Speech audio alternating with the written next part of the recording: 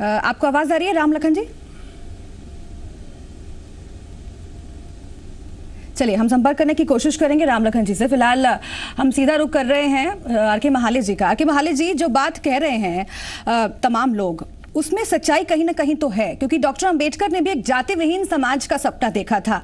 उन्होंने जिस बात से संघर्ष किया अपनी जिंदगी भर, ताउम्र वो लड़ते रहे, वो थी जाति प्रथा। और वो भी जब बात करते थे, उनकी विचारधारा को अगर पढ़िए, वो एक जाति विहीन, जहां पर जाति नहीं हो, ऐसे समाज की कल्पना करते थे।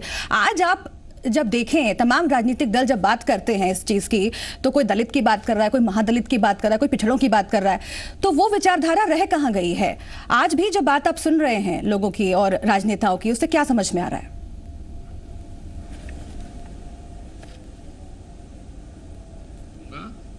कि सारी राजनीतिक पार्टियां बाबा साहब के जन्म उत्सव या उनके परिनिर्वाण दिवस पर ही उनको बाबा साहब याद आते थे। ठीक है। इससे पहले उनको डॉक्टर बाबा साहब अम्बेडकर, दलित समाज को याद नहीं आता है, क्योंकि सारी पार्टियां उसी दिन बाबा साहब के नाम को भुनाना चाहती है।